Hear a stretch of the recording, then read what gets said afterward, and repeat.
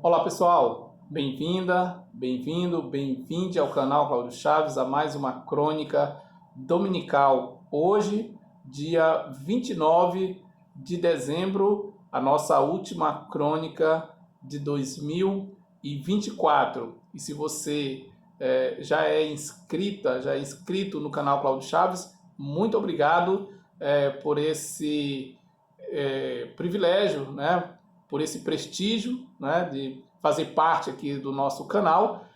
Curta, compartilhe. Se ainda não é, aproveite, né, porque se você não se inscrever agora, você não poderá se inscrever apenas no próximo ano, né, quem sabe.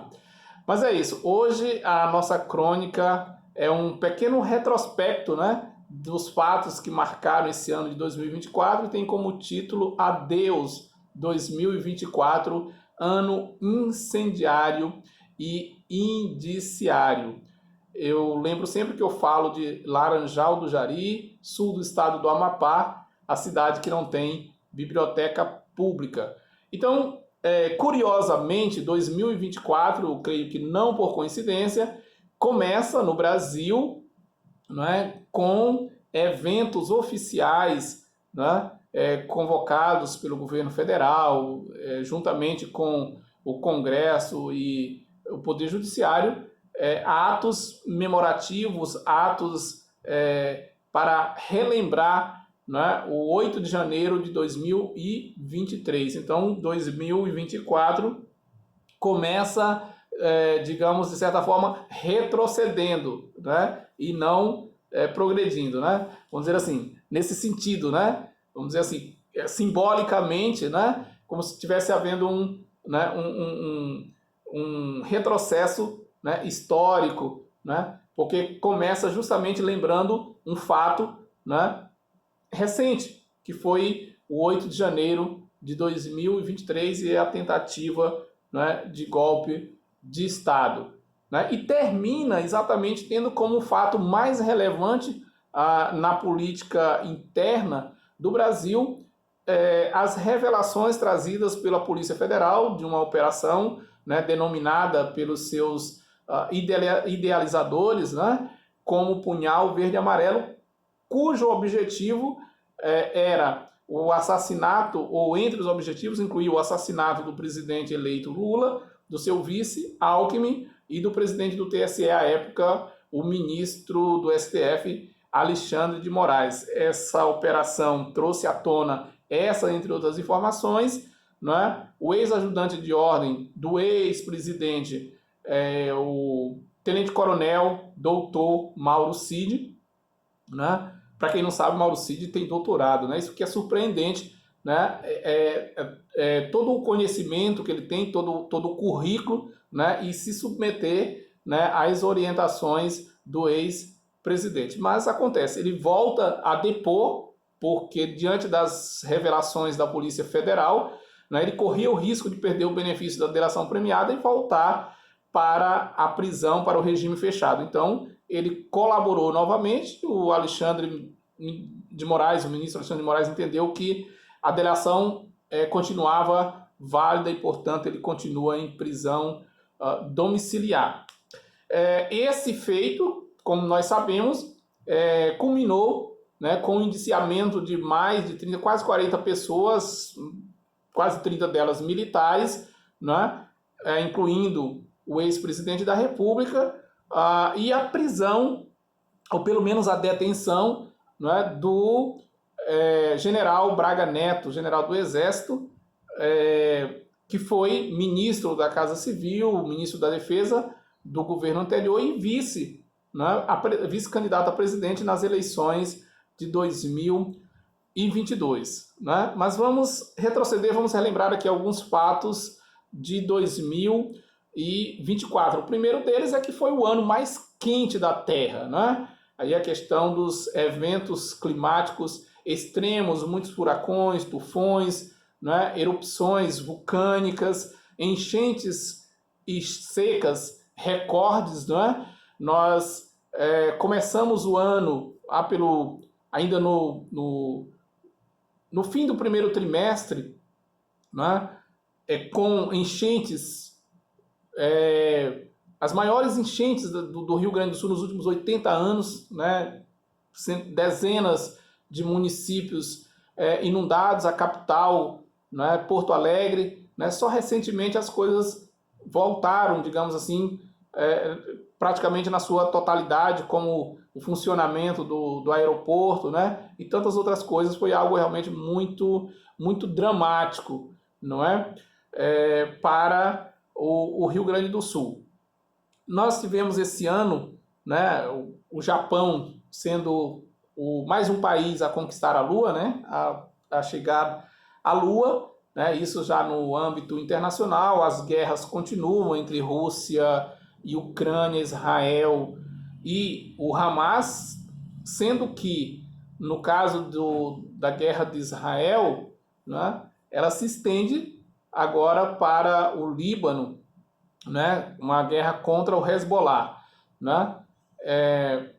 Nós tivemos também no âmbito internacional, agora já no fim do ano, né, a queda de Bashar al-Assad, né, que é o presidente, era o presidente do presidente da Síria, né, 25 anos no poder, não é, um autocrata assumido, né, e tivemos também a queda do presidente da Coreia do Sul, né? Foi cassado depois de uma tentativa fracassada de golpe de Estado, queda do primeiro-ministro da França, isso por questões amenas, né? Mas questões lá de divergência no programa econômico do país. A mesma coisa na Alemanha, né? Com o Olaf Scholz, né? Que é o primeiro-ministro, o chanceler alemão, né, que também vai convocar eleições antecipadas, né, por ter perdido, né, lá no voto de desconfiança, enfim. Então, esses são alguns destaques internacionais. Tivemos, né, nos Estados Unidos a desistência do Joe Biden, né, que concorria à reeleição, foi substituído pela Kamala Harris, né, a sua vice-presidente, mas acabou perdendo para o Trump, que mesmo condenado, né, e enfrentando aí mais de 30 processos, né, volta à Casa Branca prometendo ações drásticas, né, extremas, como deportações de dezenas de milhares de imigrantes, construção de muro, anexação do Canadá, o fim da guerra na Ucrânia. É claro que muita coisa disso aí é bravata, é coisa para a imprensa, para ser capa de jornal, né? Há especulações de que o Trump talvez nem termine esse mandato, nem tenha condições mentais para isso, né? Há essas especulações, mas ele é bravateiro, ele gosta e isso traz voto, tanto que ele está de volta, né? A presidência dos Estados Unidos. Faz parte do jogo e ele joga conforme as regras, aquilo que dá resultado, né? Lembrando que o Trump foi eleito, né, depois de ter ficado 4 anos fora, e durante a campanha ele sofreu 2 tentativas de assassinato.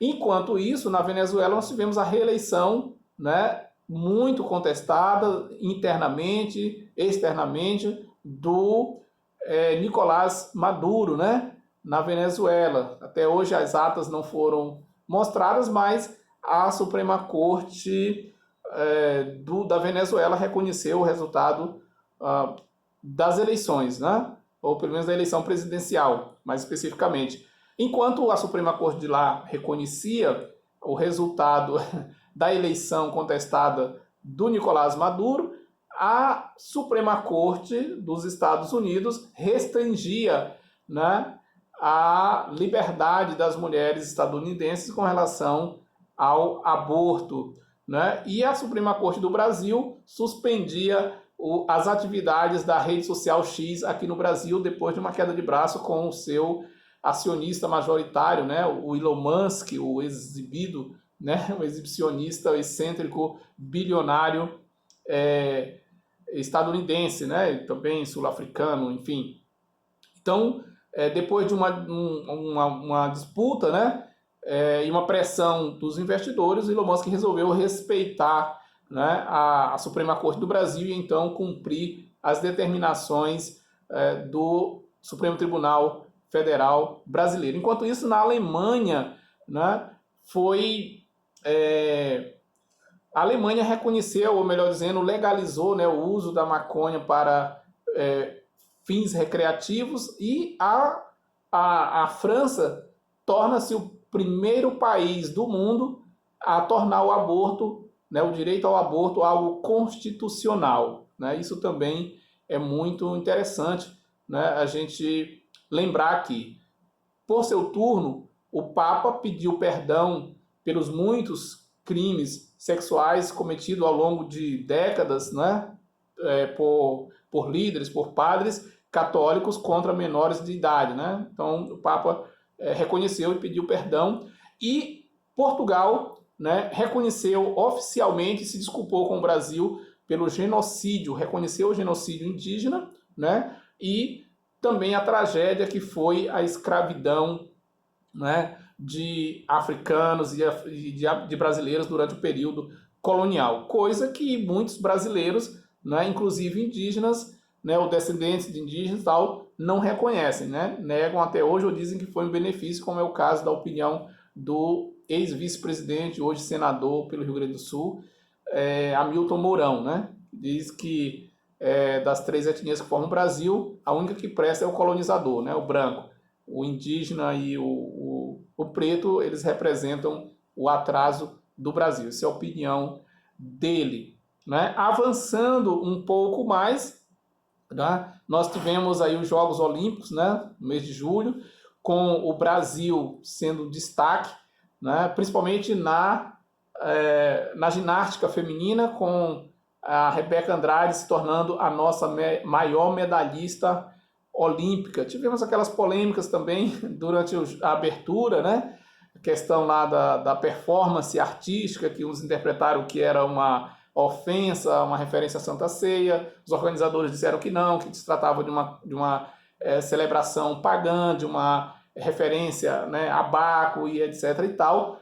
E depois a FIFA, num ato também um tanto besta, sem sentido, tentando punir atletas por fazer expressões de sua fé, etc. É uma coisa besta, porque a pessoa traz a fé tatuada no corpo, são gestos quase que involuntários, enfim, mas os organizadores lá, o pessoal, Comitê Olímpico Internacional, acenou nesse sentido de punir alguns atletas por conta desse tipo de manifestação. Mas o fato é que foi uma das melhores Olimpíadas do Brasil. Depois nós tivemos as Paralimpíadas, onde o Brasil também foi o grande destaque, né, com recorde de medalhas.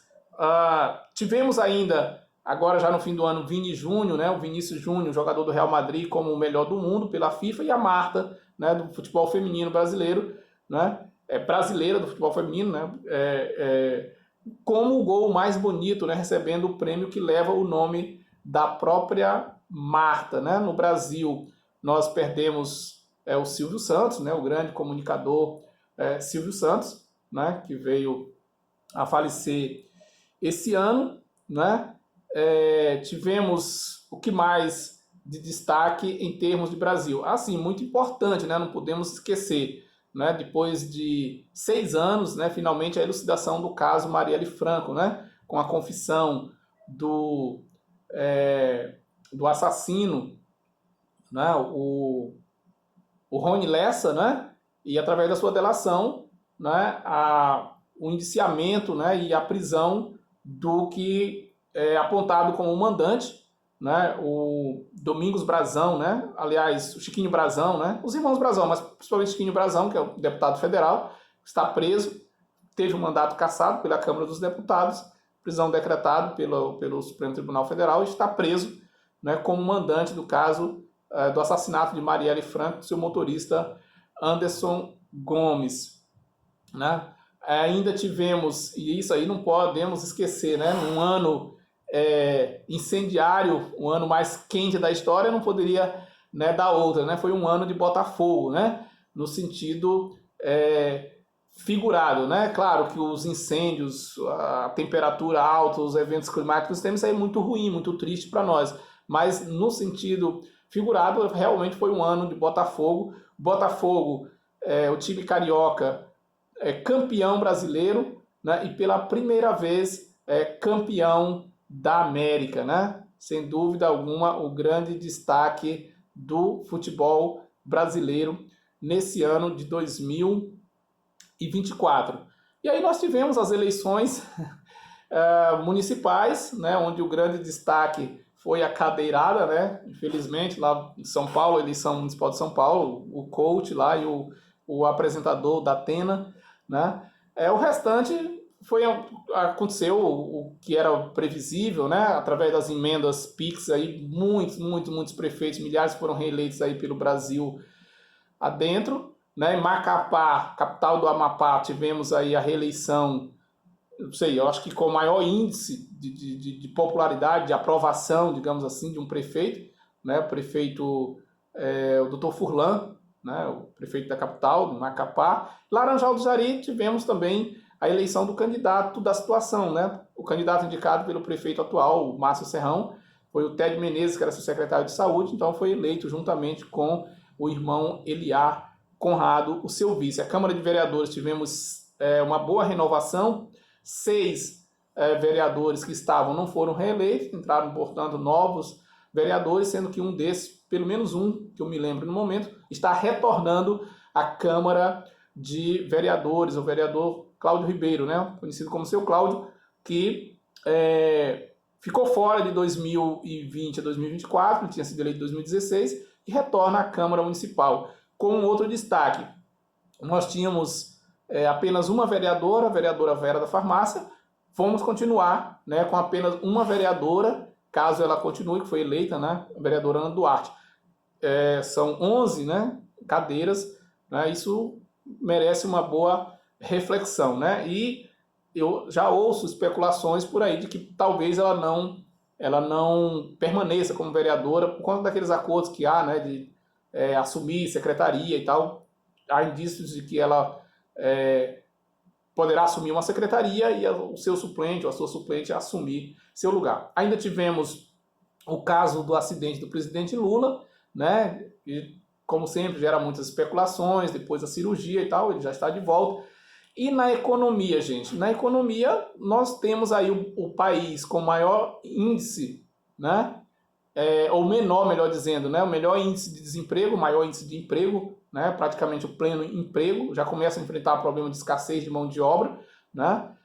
O menor desemprego nos últimos 12 anos, né? A economia, tivemos crescimento, né, de mais de 3%, inflação dentro da meta, apenas essa questão da especulação dos dólares, que foi uma questão de reação mesmo para boicotar, né, para pressionar o governo, para sabotar o governo. Isso aí praticamente não resta dúvida. Mesmo assim, né, o governo dá sinal de que vai reagir bem.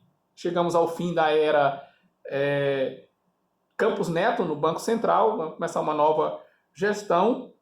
E, por fim, né, o que realmente se tornou, digamos assim, que ganhou mais destaque mesmo foi a questão das investigações que acabaram com a prisão do general Braga Neto. Ainda temos aí a questão do Supremo e a Câmara dos Deputados, tá? A questão das emendas parlamentares, né? A questão das investigações. O Amapá, inclusive, está em destaque nessa questão aí, tá? Com relações com o Rei do Lixo, lá na Bahia, um empresário lá que chegou a ser preso, foi solto. Enfim, mas isso daí é coisa que vai entrar para 2025, certamente estão apenas começando agora as investigações a esse respeito. Eu apenas destaco que eu entendo que esse momento é um momento muito especial, né, principalmente no que respeita às Forças Armadas brasileiras, porque, como eu já disse em outros momentos aqui, eu entendo que nós temos uma oportunidade ímpar de fazer uma reforma nas Forças Armadas,